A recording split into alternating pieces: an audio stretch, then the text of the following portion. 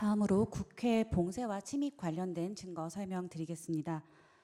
경찰과 수방사, 특전사에게 부여된 임무와 수행한 역할에 따라 살펴보겠습니다. 먼저 경찰입니다.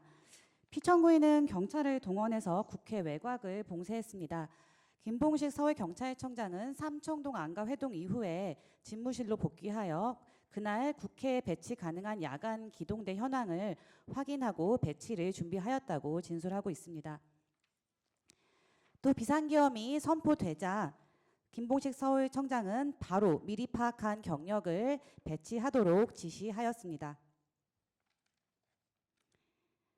비상계엄이 선포되자 김봉식은 경력을 배치하면서 경비 책임자들에게 국회 통제를 지시해서 1차로 국회 출입의 전면 통제가 이루어졌습니다. 국회를 전면 통제하였기 때문에 비상계엄 선포 후에 국회로 모여들던 국회의원들이 출입이 막히게 되었고, 출입을 막는 국회의원들이 현장에서 항의한다는 보고가 이루어졌습니다. 이처럼 국회 외곽에서 출입을 전면 통제한 데 대한 항의가 들어오자 김봉식 서울청장은 상황지휘센터에서 참모들과 함께 국회 출입 통제의 법적 근거를 검토하였다고 진술하였습니다. 그 결과 비상계엄 담화만으로는 법적 근거가 약하다고 판단하여 23시 06분경 국회의원과 국회 출입증이 있는 보좌관, 직원들의 출입을 허용하자는 결론을 내리고 이를 조지호 청장에게 보고한 후 국회의원과 국회 출입증이 있는 보좌관 직원 등의 출입을 선별적으로 허용하도록 국회 쪽 기동대에 지시했다고 진술하였습니다. 이 진술만 보더라도 국회의원이나 직원의 출입이 일시적으로 허용되었던 것은 결코 피청구인이나 김용현 장관의 지시에 따른 것이 아니었음을 알 수 있습니다. 그리고 이와 같은 선별 출입 상황은 얼마 되지 않아 전면 봉쇄로 다시 바뀌었습니다. 그러한 상황 변화는 피청구인으로부터 비롯되었는데 피청구인이 승인한 포고령과 피청구인의 지시가 있었기 때문입니다. 박한수 계엄사령관은 포고령을 발령한 23시 23분경 무렵 피청구인이 비화폰으로 직접 전화를 걸었다고 진술하였습니다. 피청구인은 박한수 계엄사령관에게 포고령이 하달되었는지를 물었고, 포고령이 하달되었다고 하자 포고령 관련 내용을 조지호 경찰청장에게 알려주라고 피청구인이 지시하였습니다. 피청구인 지시에 따라서 박한수 사령관은 조지호 경찰청장에게 전화를 하였는데 조지호 경찰청장도 박한수 사령관이 전화하여 포고령을 하달한 것을 언급하면서 국회를 전면 통제해달라고 요구했다는 사실에 대해서 시인하는 진술을 하였습니다. 경력 증언이 아니라 국회 통제를 지시한 것이 맞느냐는 수사기관의 질문에 대해서도 조지호 경찰청장은 자신이 국회의원 출입을 막을 법적 근거가 없다고 말하자 포고령을 언급하며 국회 통제를 요구한 것이 맞다고 재차 확인하는 답변을 하였습니다. 조지호 경찰청장은 포고령에 근거해 국회를 전면 통제하라는 지시를 김봉식 서울청장에게도 전달하였습니다.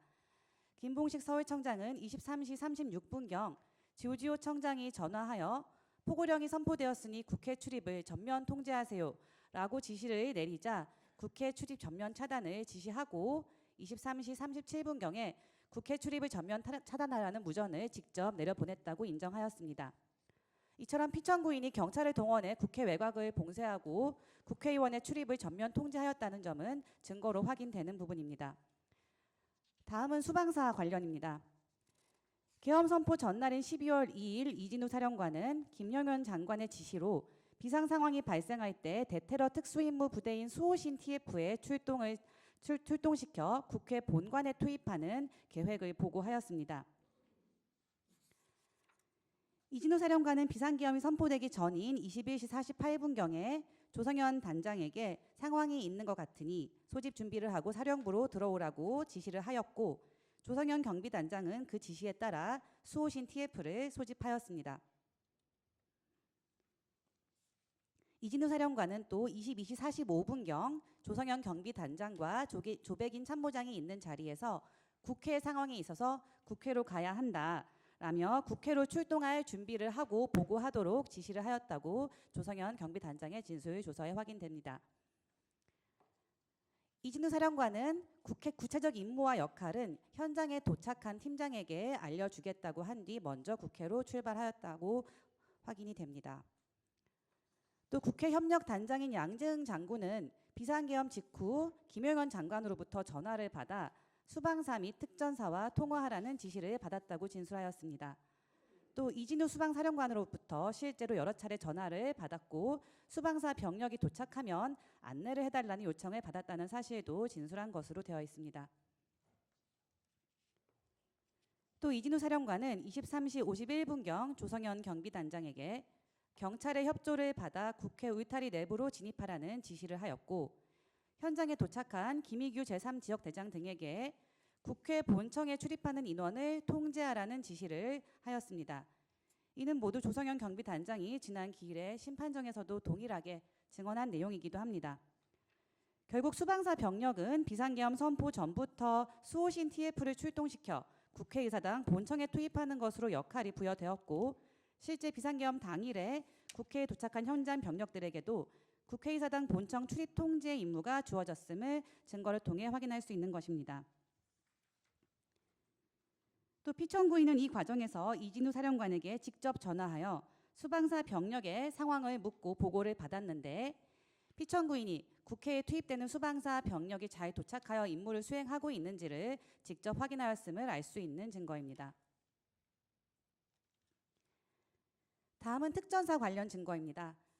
김용현 장관은 곽종근 특전사령관에게 헬기를 이용해 707 특임단 지역대를 국회로 투입하도록 지시하였는데 이는 병력을 신속하게 국회에 투입하기 위한 것이었다고 김용현 장관 스스로 검찰 조사 당시 인정하였습니다. 비상계엄이 선포되자 곽종근 사령관은 김현태 707 특임단장에게 즉시 출동하라고 지시를 하였고 김현태 단장은 소속 대원 96명과 함께 헬기 한 대 8명씩 12대에 나눠 탑승하고 국회로 출동하였다고 진술하였습니다.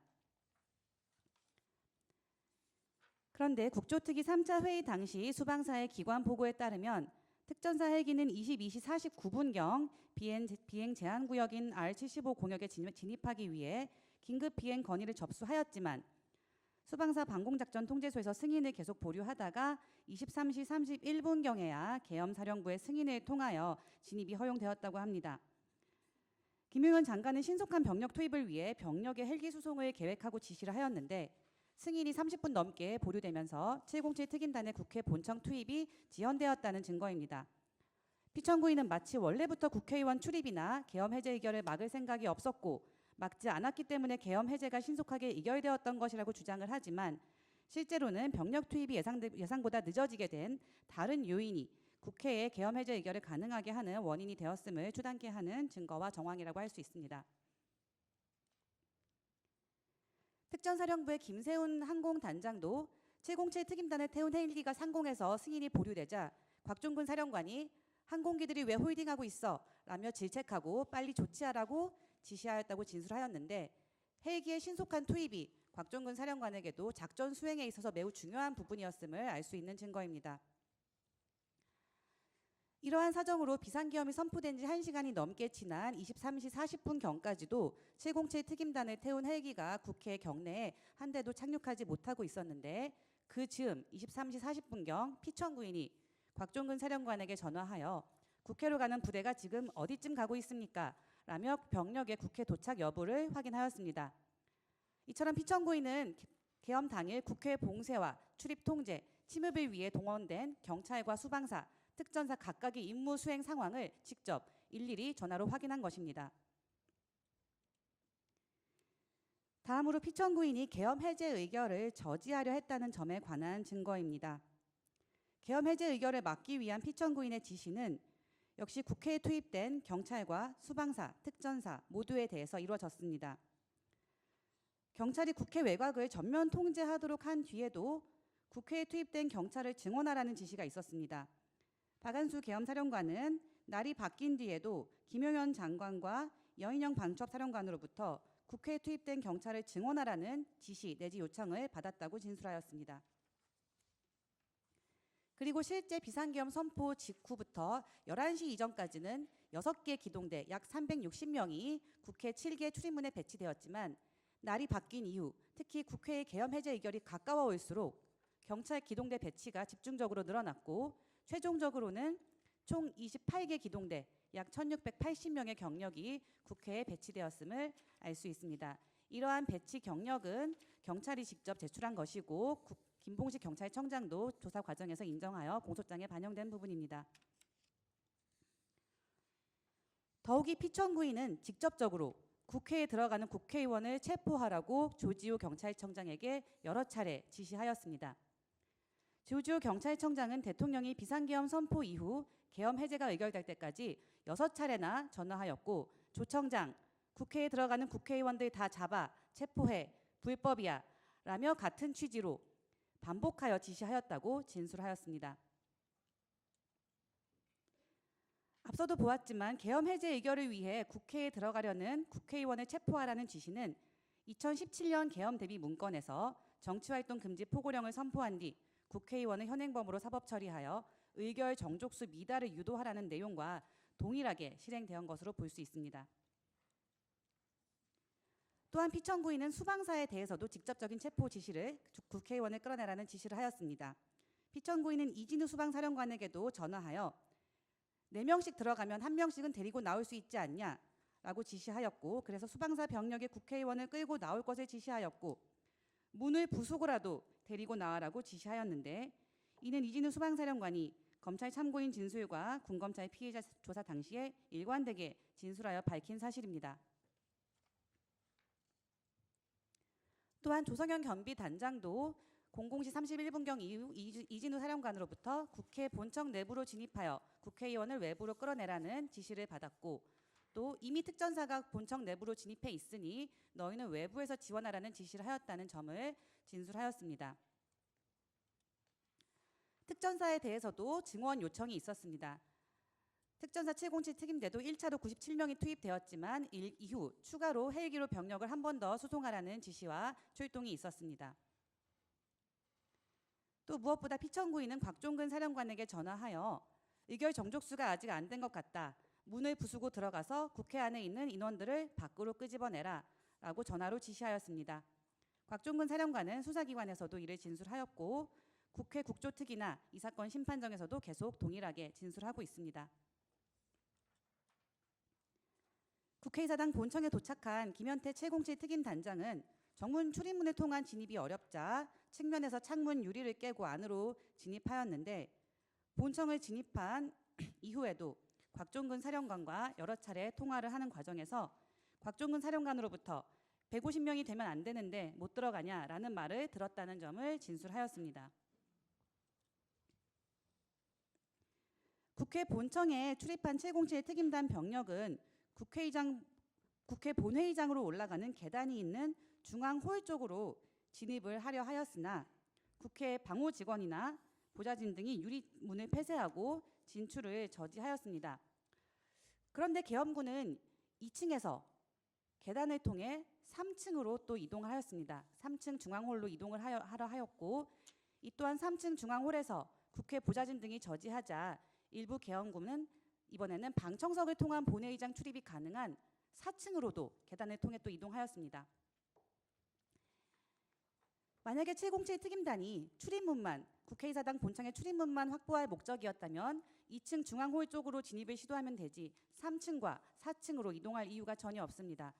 계엄군이 국회의사당 본청 안에서 이동한 경로는 이들의 목적이 단지 출입 통제가 아니라 국회 본회의장에 진입하고 국회의원을 끌어내 계엄 해제 의결을 방해하려던 것임을 알 수 있습니다. 계엄 해제 의결을 저지할 의사가 있었다는 점은 김용현 장관 스스로의 발언에서도 드러납니다. 김용현 장관은 계엄 해제 의결 후 04시 26분경 전군 주요 지휘관 회의에서 중과부적이었다라는 발언을 하였습니다. 김용현 전 장관은 이 사건 심판정에서도 중과부적 발언을 하며 우리가 원하는 결과대로 되지 않았다고 말한 사실을 인정하기도 하였습니다.